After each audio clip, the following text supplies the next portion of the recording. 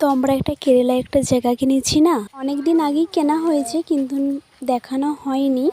অবশ্যই একদিন আমি ভালো করে দেখাবো। এই জায়গাটা কিনতে গিয়ে আমাদের রাতের ঘুম চলে গেছে, রাত দিন এক হয়ে গিয়েছিল। আমাদের চোখে ঘুম ছিল না, খাওয়া ছিল না। এই কষ্টটা কোনোদিনই ভুলবো না। আমার শখের সব দিয়ে এই ছোট্ট বাড়িটি কিনেছি অনেক কষ্ট করে। এই অসময়ে কেউ আপন মানুষও পাশে ছিল না। কেউ 5,000 টাকা দিয়েও সাহায্য করেনি, কেউ একটা জিনিস দিয়েও সাহায্য করেনি। নিজের লোকেরা, আমার বর তো আবার যাদের জন্য এত করেছে তারাও কেউ করেনি। আমার সমস্ত গয়না দিয়ে, আমার ছেলে মেয়ের গয়না দিয়ে মাত্র 2 লাখ টাকা কম পড়েছিল।